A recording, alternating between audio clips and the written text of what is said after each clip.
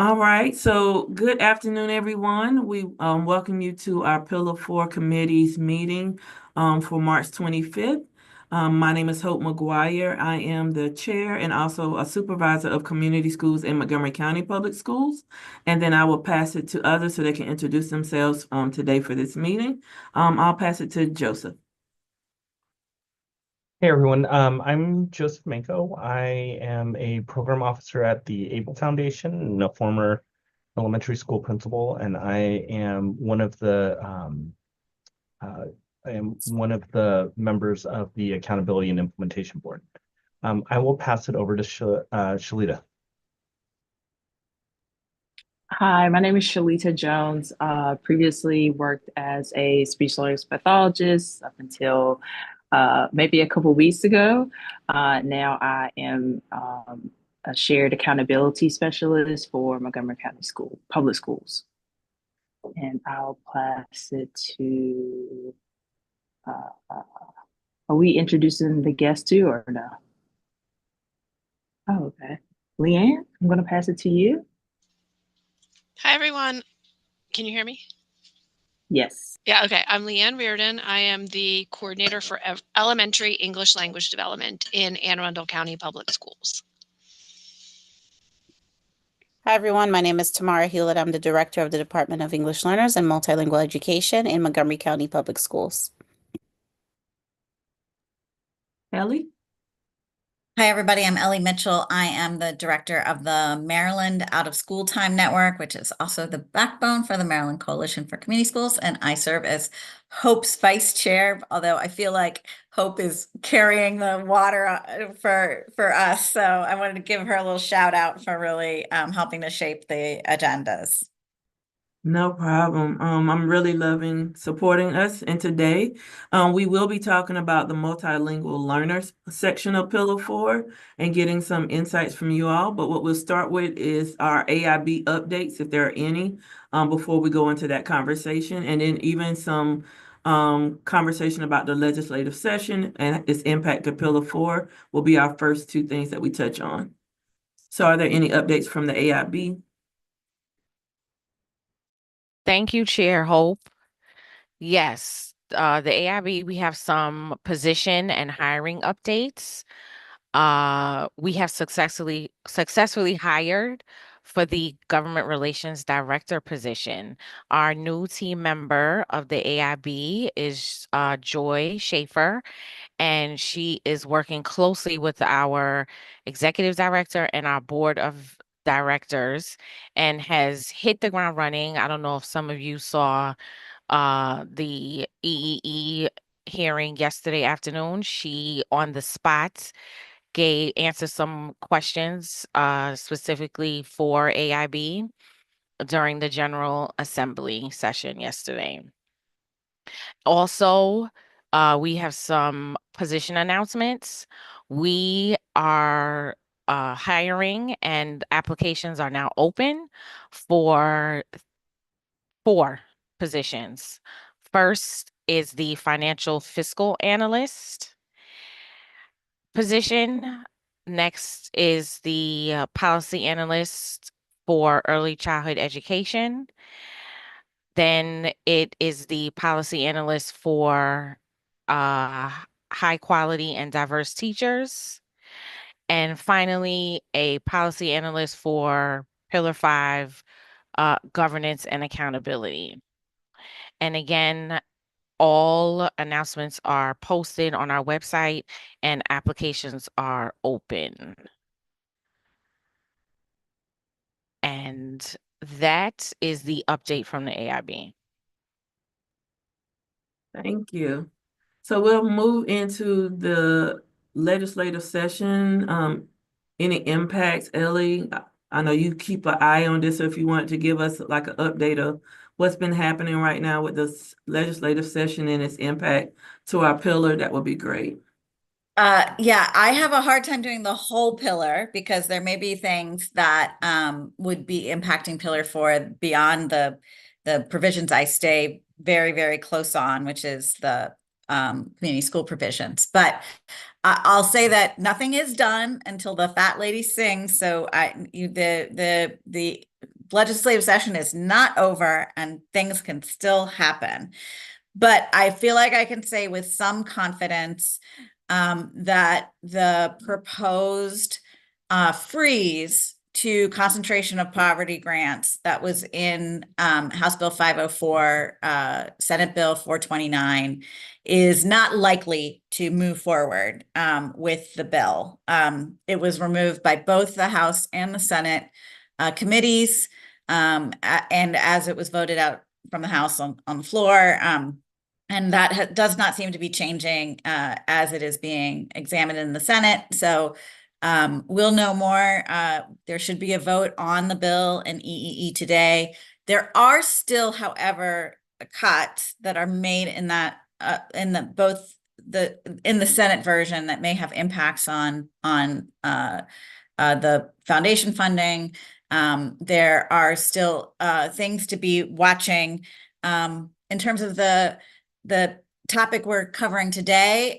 It does look promising that the Safe Spaces bill is going to be supported, and that there's some other good things, I think, policy-wise that have gone through in the legislature.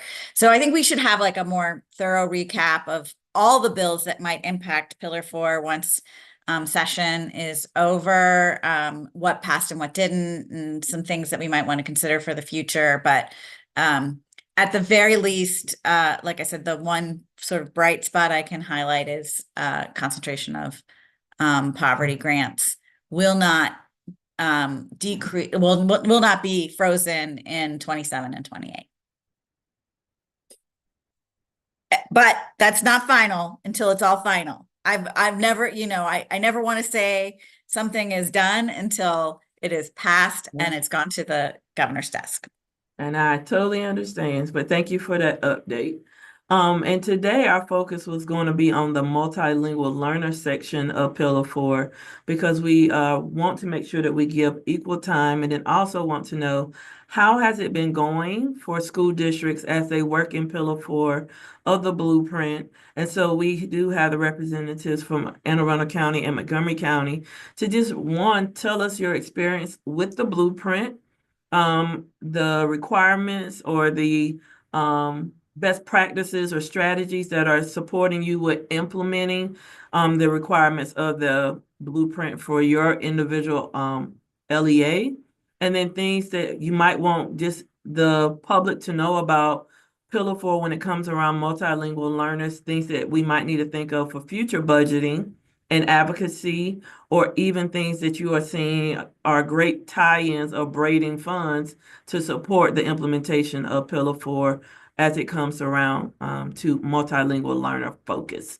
So I will turn it over to either lady who would like to start, and you can just tell us how is it going. It's more of a conversation. We're not really even looking for a presentation, but just getting some of your feedback on how is it going so far with the blueprint.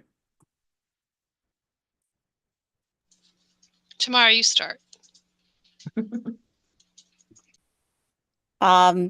So the blueprint has allowed our district to focus efforts on behalf of our emergent multilingual learners. And that comes with some pluses and some challenges. And so when we think about the English Learner Work Group and the recommendations for the English Learner Work Group that came out of the blueprint work, some of the recommendations have been operationalized and some of them have not. So that makes it hazy for school districts who want to move forward and can see the the domino effect of implementing some of the recommendations. For example, reclassification of our emergent multilingual learners. Right now, we use the WIDA Access for ELS assessment with a score of 4.5 or higher on the overall composite score. And one of the recommendations was to consider other ways to exit. So naturally, without those things being worked out at the state level to implement, it has the impact of the LEAs still having to use what is in place to support the exiting, for example, of our emerging multilingual learners. Another area, Leanne and I have been spending a little bit of time with each other for these past few weeks as we work with some of our state representatives around, for example, scaling two-way immersion programs. So that's a recommendation in the blueprint. However, funding and state guidance around what that looks like, because um, that could look 59 different ways if 59 different schools implemented it. And instead of everybody spinning their wheels and trying to make a program work, which we all know have great benefits for our students, it's easier to have like standard guidance around like what should be in place, how should it be implemented while still giving some autonomy to the local education agencies. So, the recommendations are great. Um, and the operationalizing of some of those recommendations is a little iffy right now. And, we continue to do the work on behalf of our students. And so we've been able to increase staffing for our English language development teachers. However, we don't have enough. We have over 32,000 in our district, and we're the second largest district in terms of our emerging multilingual learner population. So 32,000 students rely on sound, solid instruction that is grade level aligned, that has the language supports. Our teachers need learning around how to provide the English language development supports in the context of content. We need to be able to do that. We have a literacy policy and a math policy coming out from the state, and we need to ensure that those policies are taking into account the needs of this specific subgroup of students. So all of those things we know are going to be impacted by the work we do for the blueprint. And so we continue to plug away and have some successes, again, increasing graduation rate in our district for our emerging multilingual learners, huge celebration, and we still have a lot of work to do. So I'm going to turn it over to Leanne.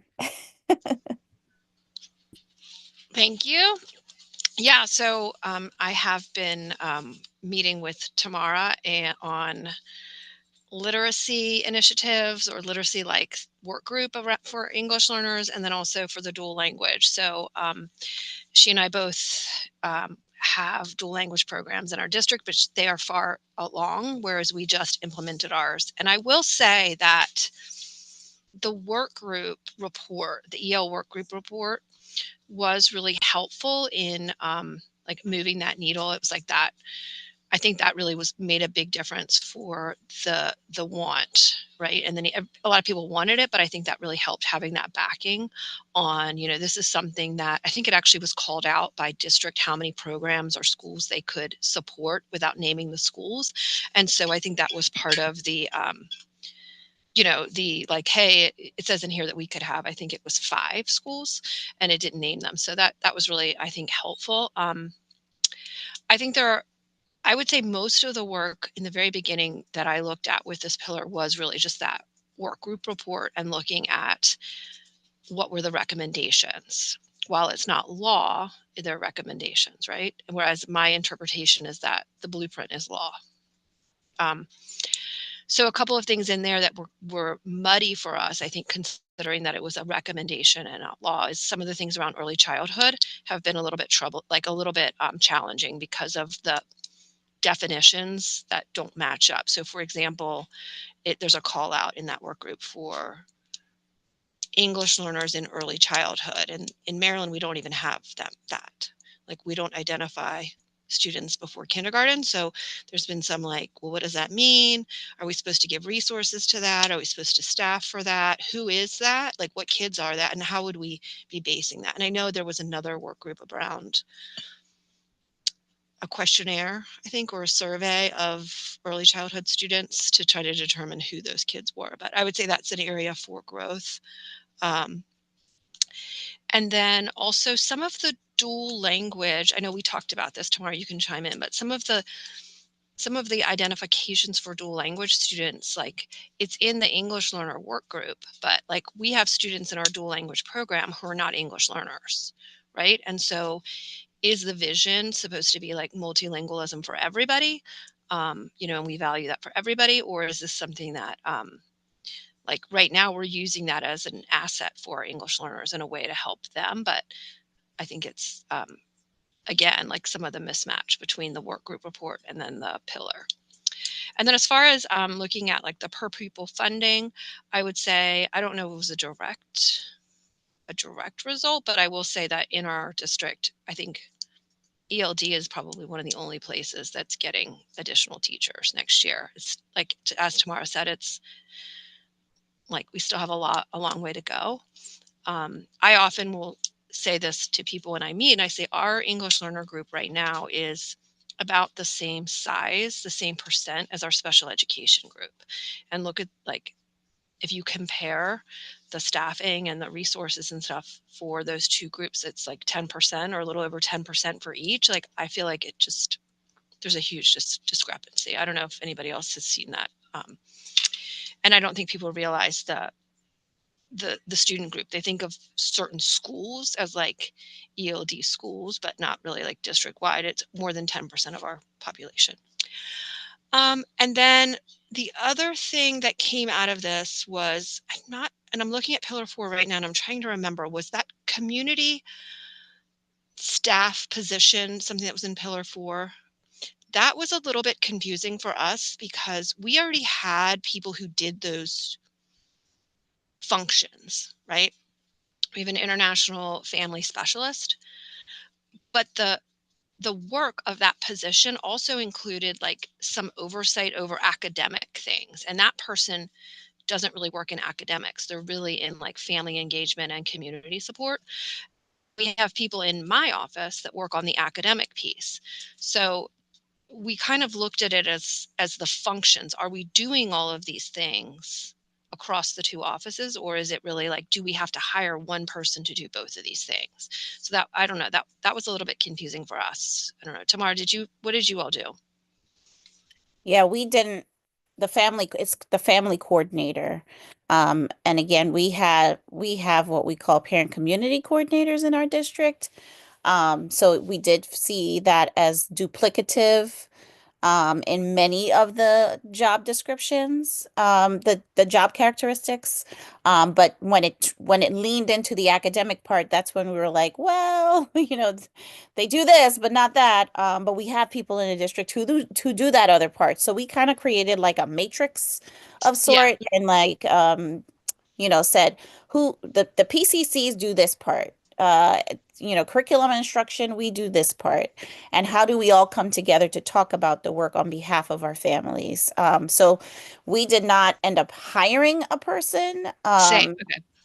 Because when we got the job description and all of that, the budget had already moved forward, and two, it was duplicative. Now I could understand for some LEAs why that would be needed, but for ours, where Leanne said 10%, 20% of our population are emergent multilingual learners. Like we have those systems in place already, but it is requiring us to have a little more communication with our family engagement office around like the supports that are in place for our families and the students. So that's where we are on that particular position.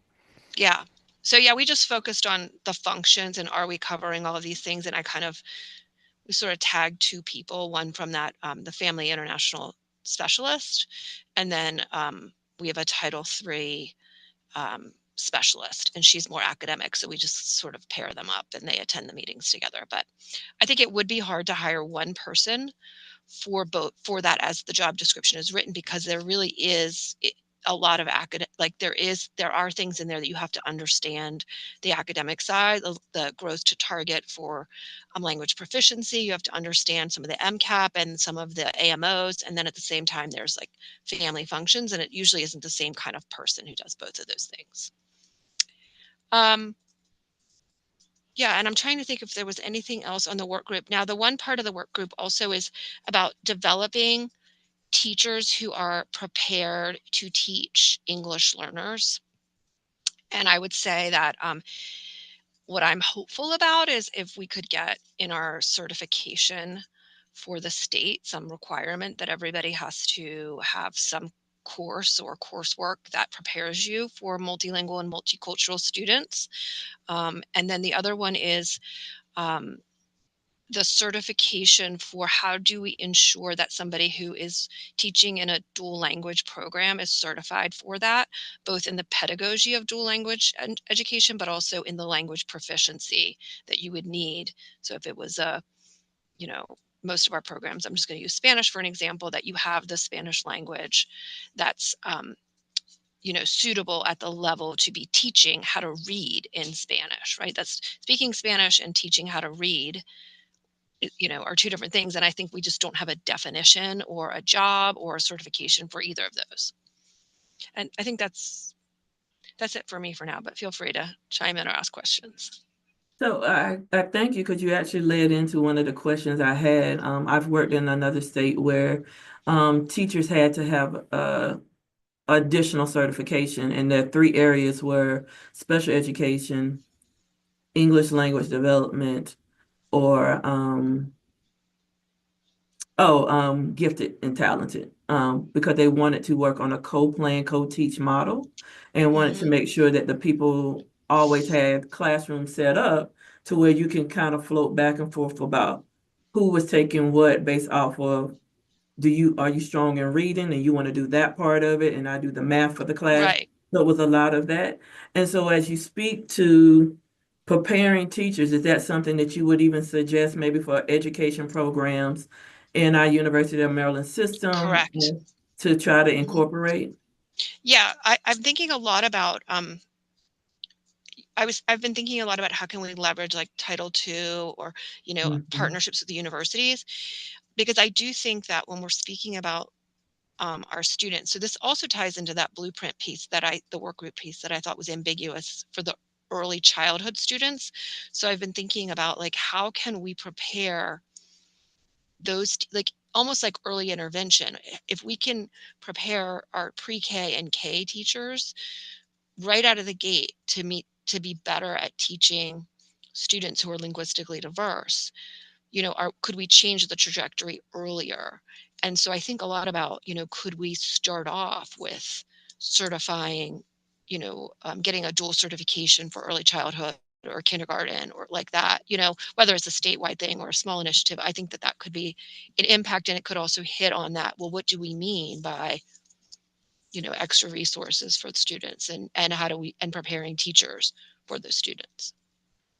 And so then my follow-up question goes to what you just said too, is we have Judy Centers and we're trying to establish them more in school systems.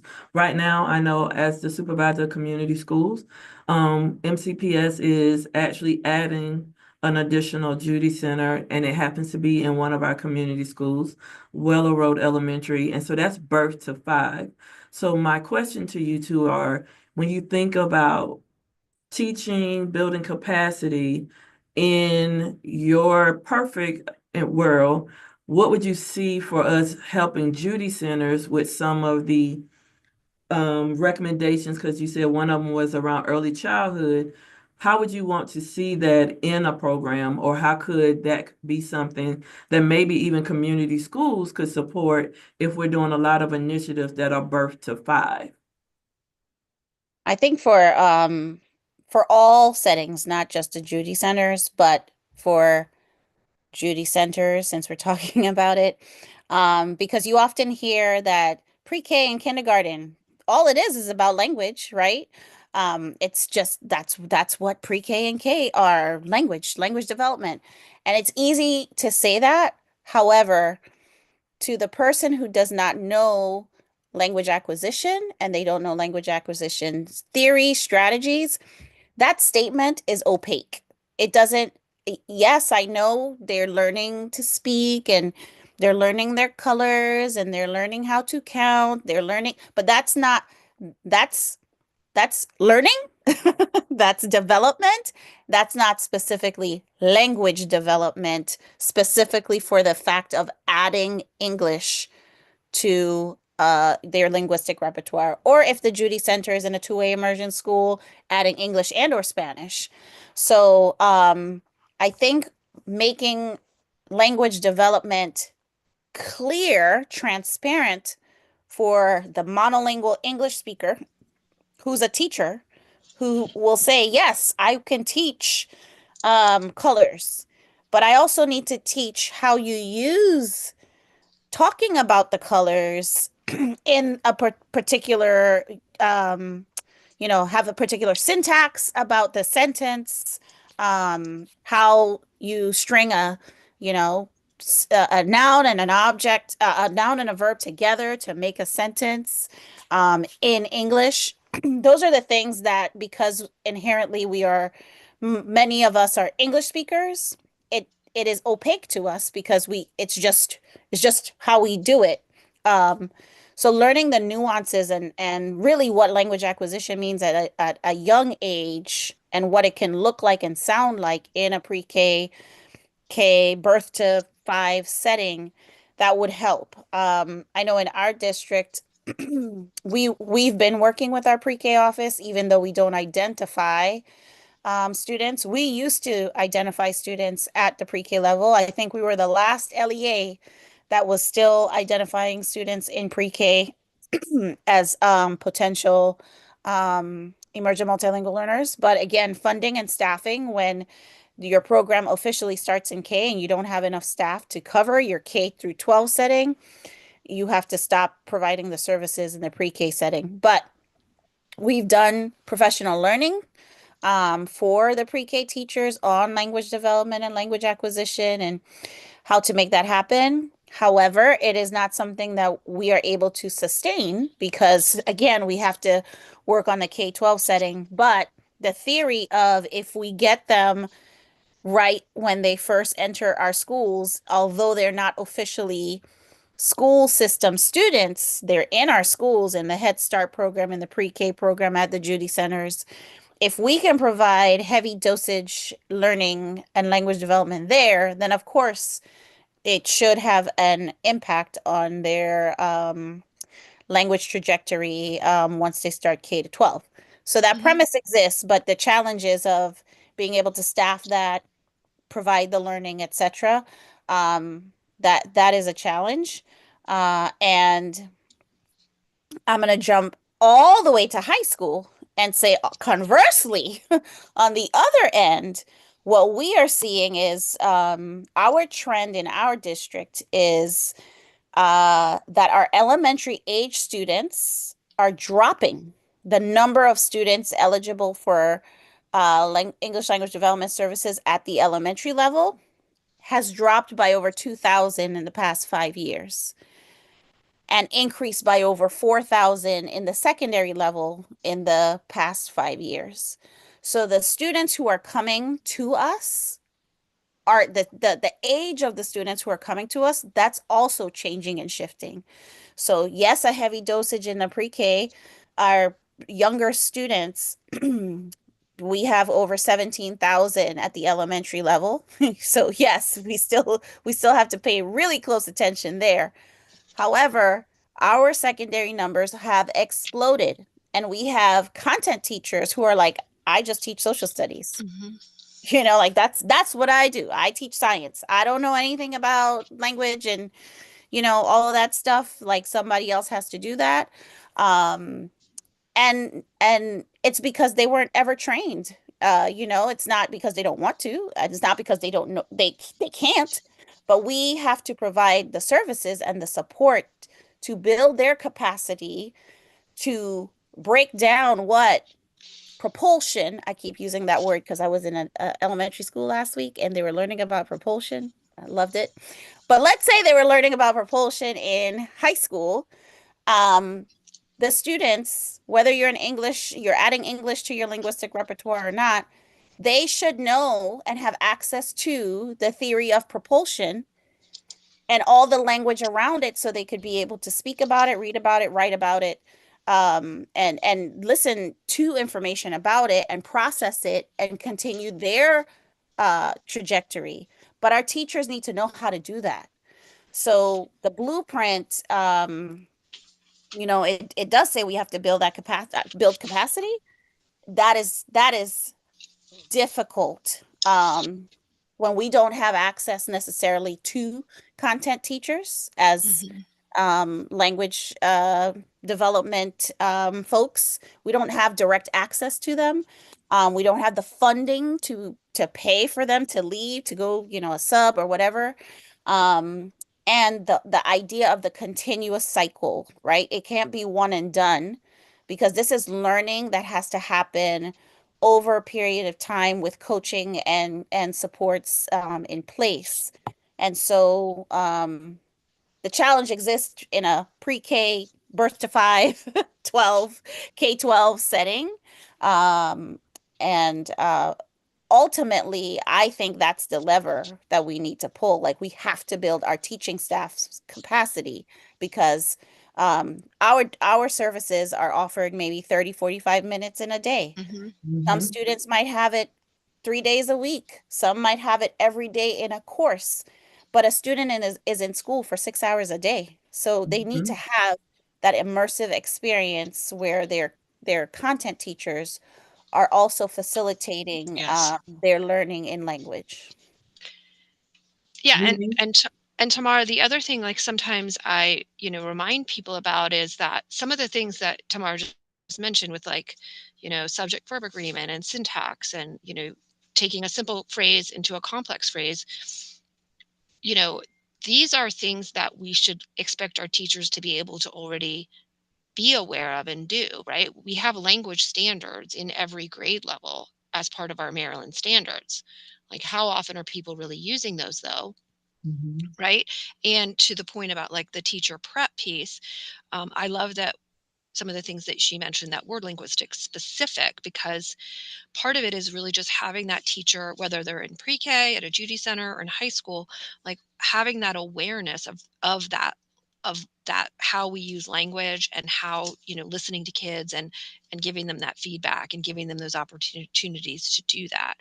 And so when we say like, oh, well, we want to have additional professional learning or certification, sometimes people don't really even understand what the ELT, what that role is. And so if you have that kind of coursework, they will, because I will tell you, a lot of times principals will come to me and say, I have this really good teacher. I want to hire. They're fluent in Spanish. And I say, well, this is not a bilingual school. So what I really want is I want the people who know English grammar really well, right? Like, give me that, unless it's for a different role. Obviously, the Spanish is helpful, but people think that the work that we're doing is like sometimes it's just like work around getting the kid to be able to like take this test or this quiz and like not thinking about that language proficiency development.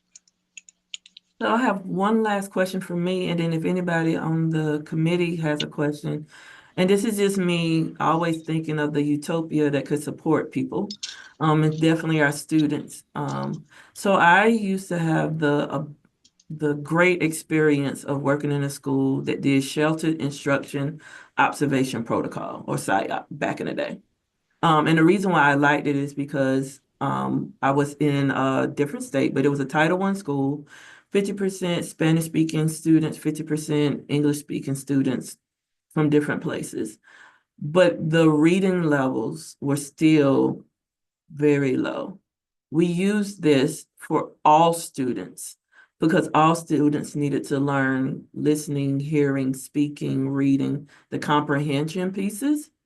And we saw how impactful it was for even those who spoke English, hearing and learning from those kind of strategies.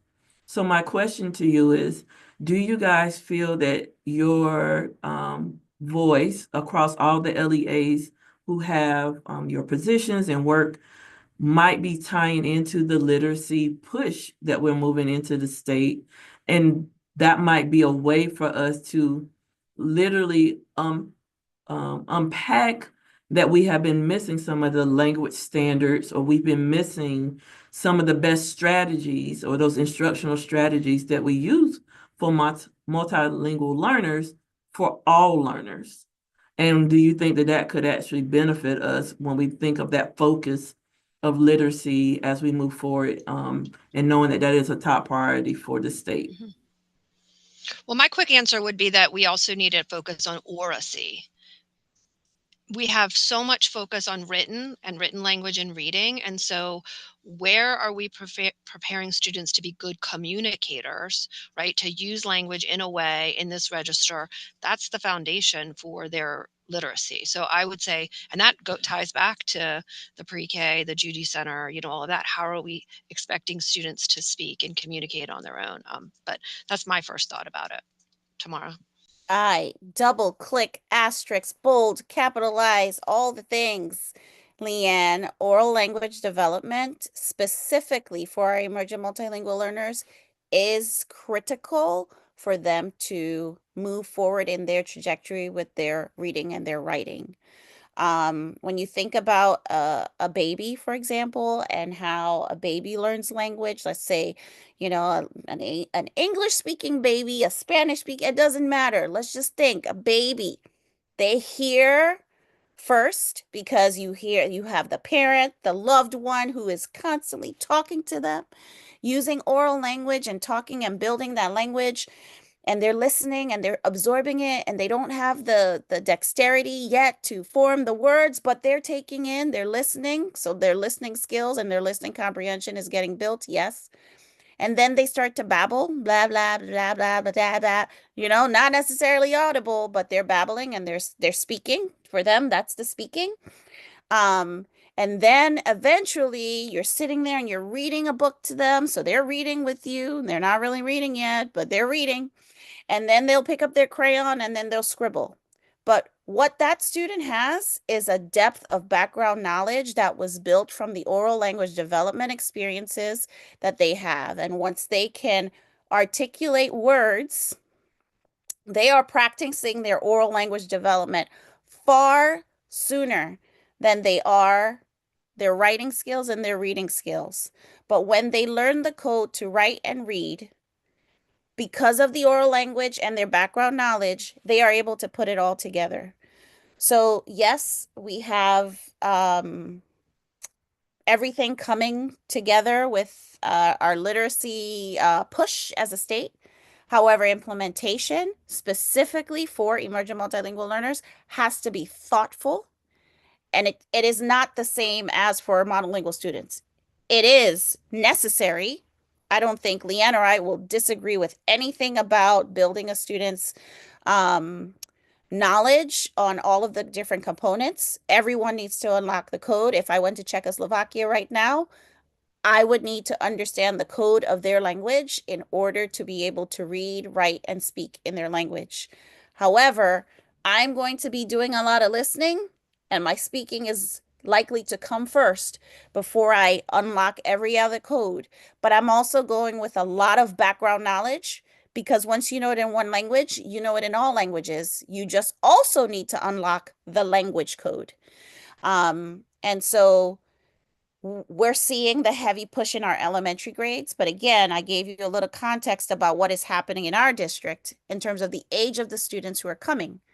And so our older students also need opportunities to engage with the code, and engage with that kind of learning. And so I think currently the structures that exist in what does it mean to be in a secondary school versus what it means to be in an elementary school provide some challenges for schools who need to provide some of those foundational skill, literacy foundational skill learning for, maybe some of our students who had limited or interrupted formal education and they're in ninth grade.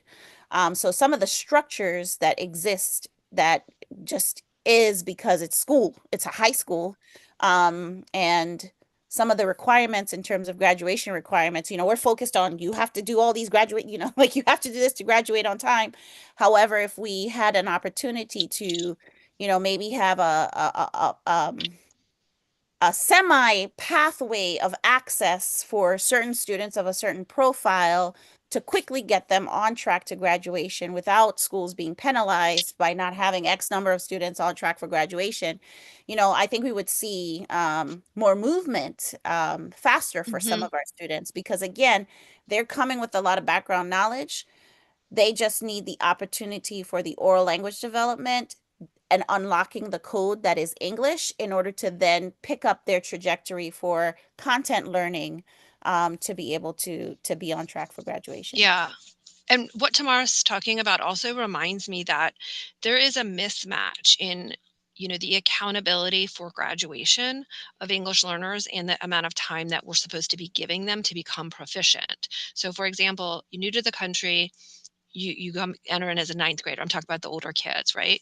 They might come with some interrupted education. They might not have formal literacy in one of their home languages, and then principals are under the gun to get these students to graduate within 4 years when really we're supposed to be giving them 6 years to become fluent in English. And so there's that, again, as Tamara mentioned, that urgency, like not taking the time to put them to create classes that would first of all teach you how to read, and then also to be able to understand um, the language at a level that you can grasp these graduation requirement classes, right? And then so then it always looks like this like failing group, right? When in reality, do we even want to graduate students who are not proficient in English? Like, why is that like the measure should really be what is the graduation rate for students who have been reclassified? Because if you're still actually an English learner and you're not proficient in English according to our measure, then we're graduating you and sending you out to the world to go to, career, college and career, and you are not proficient in English. To me, that shouldn't, I don't know. I feel like that's a contradiction. And so I would love to see, something, a different measure or expectation if you're an active English learner, and then also creating measures to look at what is happening with the students who were English learners, right? Who are they graduating? Because they're supposed to be now prepared to take on everything, right? Are they participating in the programs, enrichment, magnet, all these things? Are they going? What is their success rate for after graduation? I think that we're missing part of the picture if we're not looking at the long-term outcomes for students who were English learners.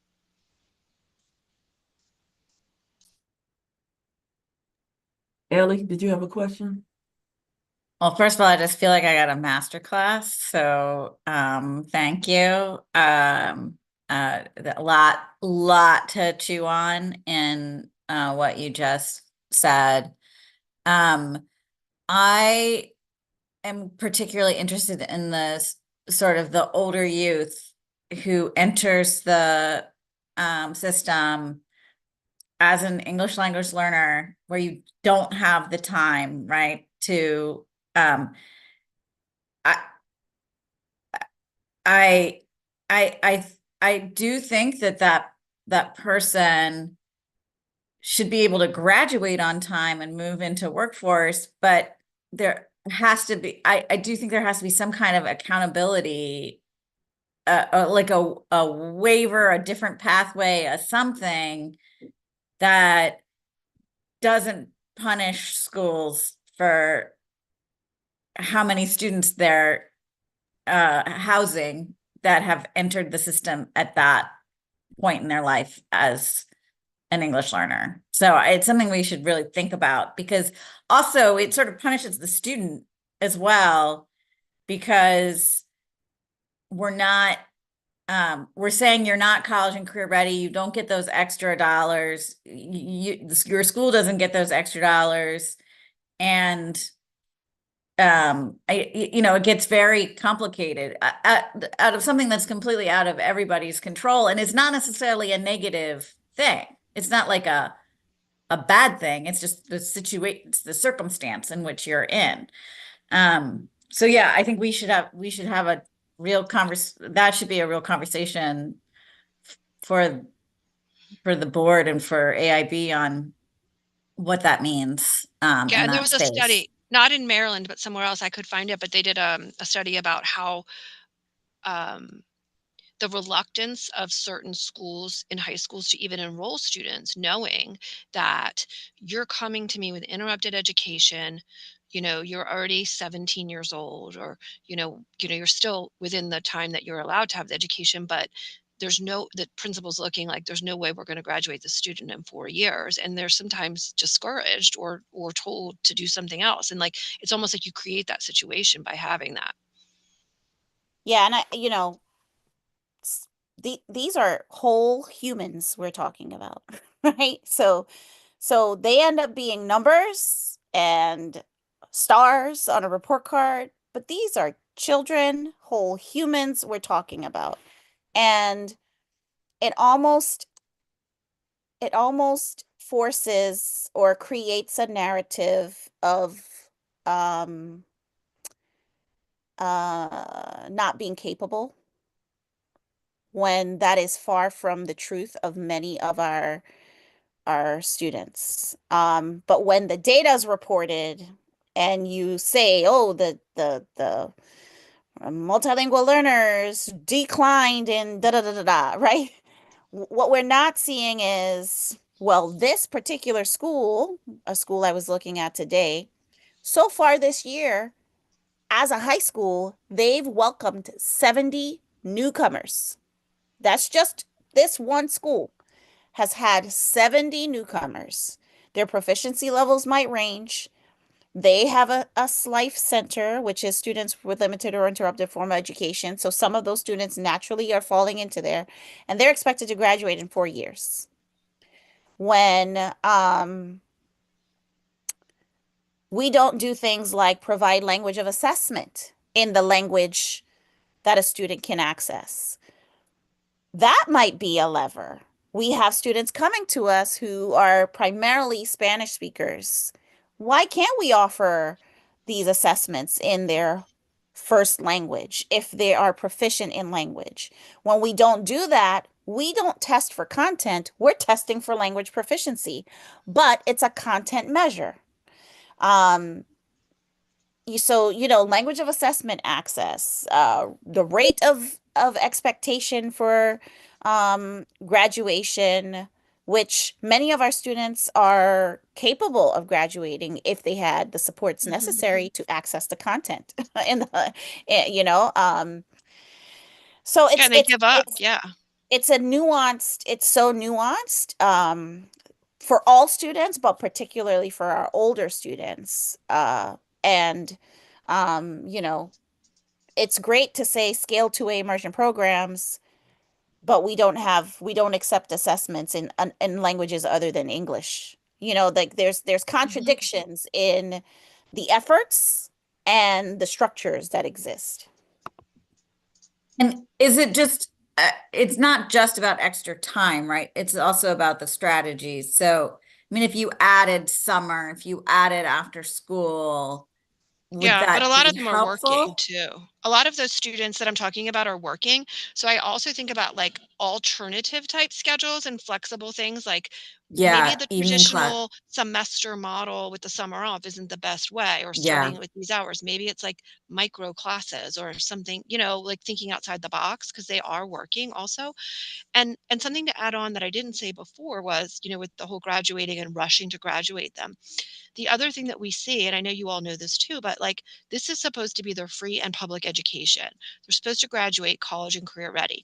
If they are graduating, if they're not proficient in English on a level that prepares them for college, then they end up paying for those remedial classes that don't count for anything. So those are classes that should have been part of their free, that should be happening when they're in our schools so that they can go straight into credit bearing college classes. And so like I feel like, when that happens, we're dropping the ball and putting the price, these funds that, from our schools are going where they have to now pay out of pocket to go to take math or English or whatever that the college says, even at the community college, like you're not ready for this class. Well, they're supposed to be ready if we graduated them.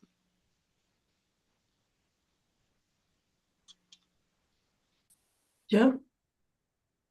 Yeah, so so much of what you've said throughout this entire presentation has really resonated with me. And my background has been working as a principal in elementary in elementary school. And I think, while even in the best elementary schools, there are still instructional challenges. I think there's more of an appetite to lean into differentiated instructional strategies, small grouping strategies, that it just seems like I think globally are absent, not just in Maryland, but across the country. Like for some reason, we've gotten into this mindset where like the way kids will learn is the teacher will stand in front of the class with 30 kids facing you, and you just teach the exact same thing to all 30 kids because they're going to learn through osmosis, or every single kid in the room is at the exact same level and is going to intake information in the exact same way. And it has never made sense to me. I don't know why we're so fixated on that as the kind of modality.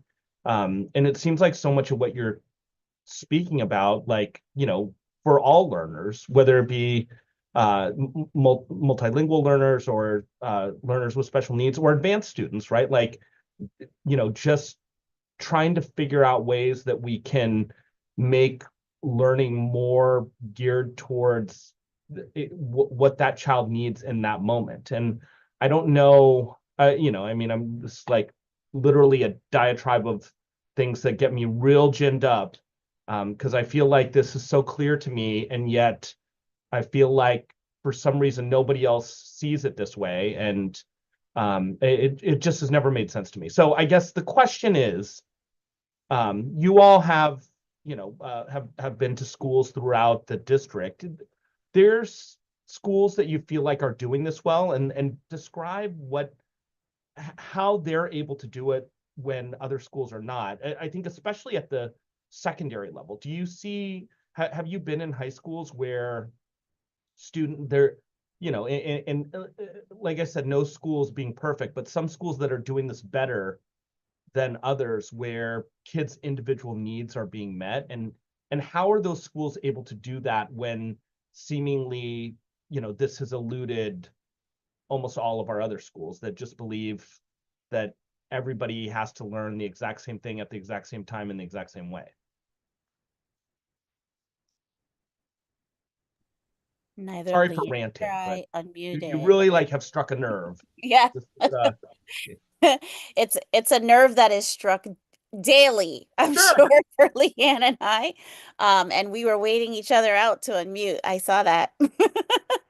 I would say that our schools are trying, and I don't know that we've found the magic bullet yet.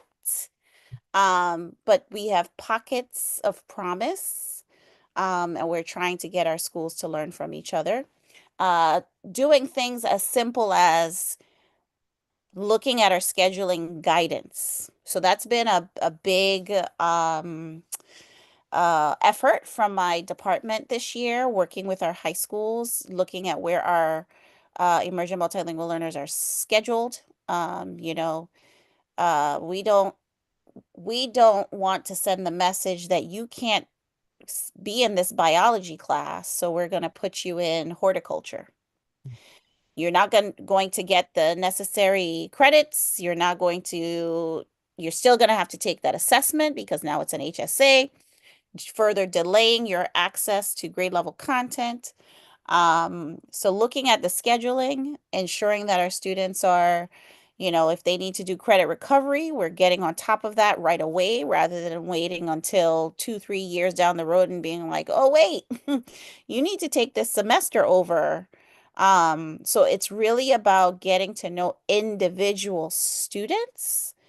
And another big push from our department, which is in alignment with the WIDA framework, is about changing our teaching approach about language development to encompass a functional language approach. And what that really means is teaching students the language for social studies. For example, there is a pattern in how social studies text is written, how social studies text is expected to be communicated, like when you are explaining yourself in social studies, and explaining to students how it actually works. Like, let's look at this paragraph. Let's look at this sentence. Here's how language functions in this sentence to convey the point. So we've been doing a lot of deep learning for our secondary schools around functional language approach, so that students really understand. Like it's like here's how the language for science works. I know that I'll see this particular pattern, and these particular phrases can help me convey this type of a point. And I'm going to learn that so that I can read about it and understand. I can write about it and understand. I can speak about it and understand. And I can hear someone talking about it and understand. Um, and so we have some schools who are really like championing the work, and it's not just the English language development teacher doing championing that work. It's the partnership between the content and English language development working together to build capacity of the department. So it's little pockets, but I believe in little fires everywhere, and the little movements will affect change. That's what's happening in our district. I know that our schools are working incredibly hard to try to do what's right for our students, and we can continue to try to do what we think we know to be true. But unless we build a capacity, it's going to be continuously spinning wheels, trying to do the best that we can do. And mindset is huge. So if we don't shift our mindset to say we all have a role in language development for our students, um, we're not going to move the needle.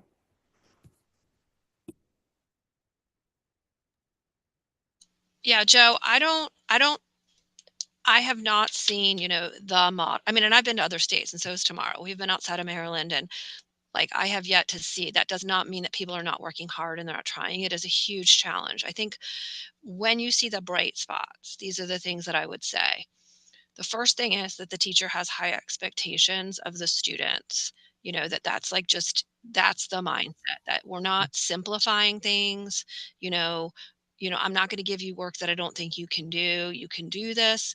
Um, the other thing is that the teacher understands the diversity within that student group. So for example, in secondary, we have, I would say here in our county, the majority of our English learners in secondary are long-term English learners. They've been in this status probably since elementary or middle school. And so you need to teach that student very differently than you would someone who's new to the country or who's still in their like 6-year, halfway through their journey, making adequate progress, making expected gains in language. And so we sometimes see like over scaffolding for the students who are long-term English learners, and they're allowed to sit quiet and kind of opt out, and nobody realizes. They think they don't speak English, but they do. And so teachers who really get that and understand, like, okay, in your first year, you should be able to do this. In your second year, you should be able to do this, and being appropriate with that. So in order to be able to do that, that's a lot of knowledge. So you tend to have like a co-teaching situation where you have an ELD teacher and a content teacher together teaching, because then they really have all that information about the student. Or I've seen some content teachers do a bang up job that they have the background in both, right? Like either they were an ELD teacher or they're certified or they lived somewhere where they taught that way. And so they're teaching in a way that makes the content accessible without just watering it down and changing the expectation. And also, I mean, it tends to teachers who, we think about language learning as risk taking, and you have to have teachers that are a little bit willing to take those risks to try things out and like not get in trouble because like I'm adding this piece or I'm doing this thing or I'm doing station rotation instead of stand and deliver or what, like it's the opposite of what, they're just teachers standing there and talking.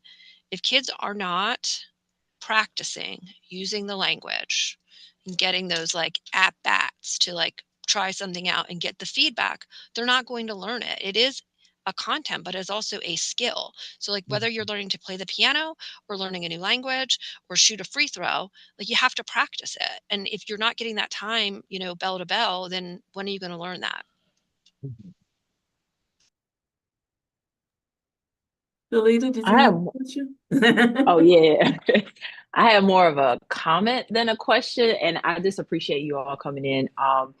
Because it reminds me of just this social communication. So when we talk about, uh, sorry, when we talk about BICS and CALP and how we're looking at that basic interpersonal communication, which really takes like 6 months to 2 years. So, and that's that everyday language that we may use. Then once they kind of learn that, then we're thinking about that academic piece. And so that takes at least 7 years. And so, or 6 or 7 years. And so when we're thinking about how the school systems can support our students, I don't think we're doing a great job per se when it comes to the level of support and resources. And so just the content words that we're using, let's be real, we're really only using them in the academic setting for maybe 30, 45 minutes. We may revisit it, next day, but it's not like it's a um, continuous content area that we would use throughout the day as we would that social communication. So I think like just starting from the social communication piece or the social language piece, then understanding the trajectory and also understanding that there are norms in the language that they're coming to us with, just as they're expected to know the English quote unquote norms. And so there are very much differences when it comes to even phonology, morphology, syntax. And so being aware of those different norms that is kind of out of the norm, quote unquote, and I'm using quotations for English, we have to understand like that is a standard for them. That's okay for them. And so that's what I see a lot as a speech language pathologist. It's just we are sometimes penalizing them. So I know that I think it was Leanne was talking about grammar, thinking about it from a standpoint of what are the norms. And I don't think that teachers are aware of that. And so I think just more investment into, once you get a student, like, do you know everything about that student or are they just placed in your classroom? I guess that's a question. Is there any type of background about the language that they're coming to you or coming to the classroom with, so that the teacher is more aware? Or or they just placed in the class. It's like, okay, well, here you are to teach them. I think that is maybe a disservice to the teacher as well, but you all could provide me with more guidance on that aspect.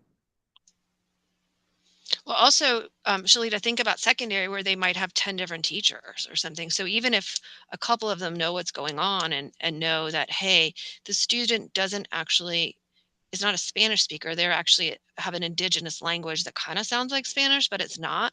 Like things like that, like it's hard to get that messaging out to everybody about what's going on. So like I might figure the kid out, but like 4 other teachers don't, right? And how do they come together and share that? And in a similar way, you asked about, are they just placed in the class? I think that does happen. Um, and I think people tend to do better with Spanish, like the expectation, they're like used to it for the most part. But what we're seeing right now, at least in our county, particularly in West County, is we're having a lot of elementary school students who are non-Spanish speaking entering schools, and the schools being like, I don't know what to do. Like, what am I supposed to do? They don't speak English or Spanish, right? And so, we have to also think from like an equity perspective that, we have to meet the needs of all kids, all languages, all backgrounds. If they're in your class, you're teaching them. I just add, I think where we could all do better, in helping, like one quick win. It's not quick, but one quick win would be to build out some kind of cross-linguistic transfer database of sorts. Because that's what I hear you talking about, Shalita. There are websites that kind of explain if you speak this language, here are some of the sounds that transfer. So these students know these sounds, but they won't know these sounds. Here are some of, like here's what the pattern of the language is. Spanish, in the state of Maryland, Spanish is the most spoken language. Yes. Spanish is a transparent language. English is an opaque language. It's easier because we are used to it, like Leanne said. We're having an influx of Pashto speakers, coming to our district. And how do we partner with people who understand Pashto? I sent a few teachers, not sent, but I made it possible for a few teachers to take a course from the University of Texas, who was offering a Pashto class last summer, to the cluster that we had, where we have one particular cluster in our district that is where our Pashto speak and our Afghani families are concentrated, and they're coming. And so, offered we have what we call EML therapeutic counselors. They work out of the International Admissions and Enrollment Office, and they work with, our students with limited or interrupted formal education, but a lot of our newcomers as well. Offered our Pashto speaking therapeutic counselor and staff development teacher. So some people went and they attended weekly classes to just kind of start to understand like the buildup of the language so that they can connect a little easier. But with language comes culture. And so we can't ignore that language and culture come in tandem. And it's a lot about understanding the culture so that you can understand how the language works. And so, if we can, a lot of our bigger companies, vendor companies are now doing like in the back of their, teacher manuals, here the cross-link for ELA. Here are the cross-linguistic transfer points. Here are the sounds that transfer, et cetera, et cetera. So that you can have at least a starting point to say, the ch sound is one that is common or not. And that's why they might have a hard time articulating or understanding what you're saying. But as teachers, we have to know what that means. We have to know to use it, and we have to know how to apply it. And so again, it goes back to building capacity. If I see those pages in the back of a book, I know what they mean because that's what we do. Leanne would be able to look at it and say that's what it is. But the average teacher who doesn't come from a speech and language pathology background or a linguistics background or has done heavy learning on the code, like they might not know what that stands for, and it might just be pages. So again, I think there are things that we can do. Every LEA is struggling with this. Every LEA could benefit from like a build out database of something, like maybe video articulates and just quick mini PD bursts of cross-linguistic transfers for different languages, maybe our top 10 languages in the state. I don't know, something. But every LEA is working and struggling to like, move as fast as our populations are growing. And certain things fall by the wayside of great ideas that we have, but one, we don't have the bandwidth to do it, the time to do it, the manpower to do it, or the funds to do it. So again, just different things that from a state perspective could support the LEAs if certain things are built out that all the LEAs can benefit from. Yeah, I really like your idea about the data, your database, because that will be extremely helpful. Because we know that language and culture is forever changing, and so even though we might put it in a book, it could change tomorrow, it could change next week, it could change next month, or there could be not necessarily change, but there could be an added piece. when it comes to language. There, just if we're talking about what adolescents or what we use now, like we would have never thought that we would use words like fleek. You know what I'm saying? So it's just like having those like databases where we can constantly keep it updated I think that would be a great idea. That's a really good idea. Mhm. One of the other things I sometimes think about mindset, Shalita, too, is ensuring that we remind teachers and principals and everybody, district leaders, that this is a temporary state. The students are expected to be continuing to like progress through this, right? The problem is that once they've progressed through this, they're no longer in that student group.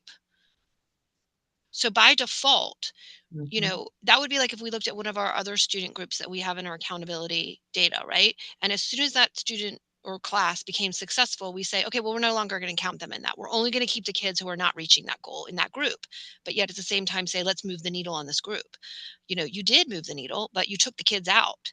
And so maybe like part of it is reminding people like, okay, you have this newcomer, this is where they are now, right? But remember, like we had these other kids and look where they are now. Like they got through this. And I think that's some of that mindset shifting is just not it, that would help make it less like deficit mind and less like it is hard. I mean, it's hard for everybody. Like it would be hard for me, like if you get a student who coming in with interrupted education, doesn't have like foundational literacy, a language and an alphabet I don't know, like it's hard. Wow, I'm just very excited, and I thank you guys for coming. Because Chair Hope, I saw it. I have a question. Go ahead. For Tamara, can you tell us and the audience about the country of origin of that new language population that your LEA is enrolling students from? Oh, so Pashto or Pushto, um, uh, we're seeing an uptick of Pashto, Pushto, Dari. So those are like the Afghanistan, Persia, those are that area, those languages. That's a population that has skyrocketed in our district. So much so that now Pashto is one of our top 5 languages. Whereas 2 Interesting. years ago it was not. And I do have to say, at least in our district, all we have to do is look at what's happening in the world, and then we know 6 months to a year later, we're going to see the impacts of what's happening in the world on our doorsteps. So when we think about our Afghani population, a year and a half ago, there was the ending of the United States support in the for the war and all that tumult.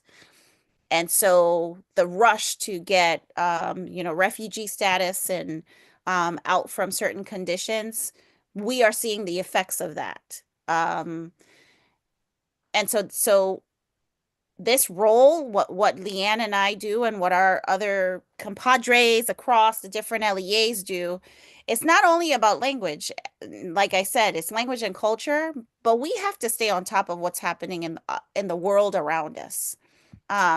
So, looking at our enrollment in the International and Admissions Office just in the past 2-3 months, we've seen a drastic change in terms of the number of students coming through our international office as compared to last year, the year before, the year before that.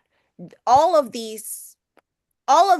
what's happening on a day-to-day basis impacts our program specifically when it comes to international impacts and local impacts on particular demographic of students. But to answer your question, it's really the Afghanistan area of the world, Pakistani area of the world. And a lot of those families came to us through the Office of Refugee Resettlement. And then their housing just happened to be in a particular area. So the elementary, middle, high school feeder pattern has been very heavily saturated with some of those families. So how we provide support to, for example, to that cluster has to look different and responsive to the needs based on also the experiences and trauma that some of our students and families have experienced in, just getting to our school doors. So what we do on a daily basis, again, it boils down to numbers on a report card, but it's so much bigger than that. It's so much bigger than that. To think about the whole person and the impacts and the supports needed to be able to even walk through a door and be ready to attend to learning. Some of our students, some of our families do an incredible amount of work every day to just be able to say, I'm going to come and I'm going to do my best and learn in a language that I don't understand, but I will eventually. And they keep coming back to us, and we have to do right by them to make sure they have a warm, welcoming environment. But we're also providing access to content and language so that they can eventually change the trajectory of their lives and be ready for college and career and community. Thank you. Anybody else? One last time? I just wanted to say thank you. That was going to be my thing. This has been not only a great tag team, because you guys were like back and forth. I'm like, oh, I didn't know they knew each other this closely.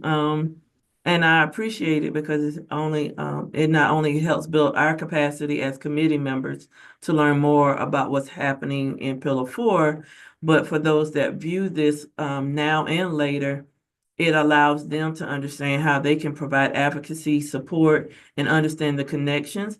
And even we hope that, there are some future educators out there who will be looking at this and understanding that this is a way for them to come in and support our students in our school systems. So I just wanted to say first, thank you guys for coming and being able to readjust your schedules, because we know we had to reschedule from February to this month, but it was definitely worth the wait, if nothing else. Well, thanks for having us. You're Yes, welcome. thank you. Thanks for having us. And you guys have a great evening. And then for the rest of the committee, our next thing is really preparing for our next meeting, which will be April 22nd. And we said at that time we wanted to do updates around the legislative session by then. What were the outcomes from that? Those impacts across all parts of Pillar 4. We wanted to have Derek Anderson come back from the Office of Community Schools and probably have Jenny, who works with him, come and talk about the community schools expansion. What does that look like for the state of Maryland as we move forward with continuing expansion of community schools? I know for sure, or here, MCPS is jumping from 53 tentatively to 77, budget approved. And so that is a huge jump for us because we are adding more high schools to us, and we'll still remain number 4 in the state, but it's going from 2 high schools to 7. And so that is a difference because we want to have an impact and really show how community schools can work. And then we wanted to see if we could get an update about the neighborhood poverty indicators, knowing that the official report comes later, but just having a conversation of what are their thoughts and what are their findings so far would be on our next piece. Are there any other announcements outside of that from anybody? Not necessarily an announcement, just wanted to clarify the date for related services. I had 2 SLPs, one from PG County and one from Baltimore City, that Okay. would like to come and speak to the committee. So just trying to give them a date. If you want, we could still actually put them in on the 22nd as one of the updates. Because Okay. we're breaking down the different parts of Pillar 4. So when we talk about services for students with disabilities or services that are provided, we can actually just put them in. If you could just let me and Lisa know, who those people are, and we'll make sure that they get the invitation. Okay, I sure will. Thank you. If there are no other questions or comments for the evening, we can adjourn this meeting for today. Once again, thanking our distinguished guests who came and taught us a whole lot, and the great conversation that we really needed as we start thinking of not only things that are changing within the state, but also in our nation. So I greatly appreciate you guys coming at this time. Thank you very Thanks, much. Good night, everybody. Good night. Good night.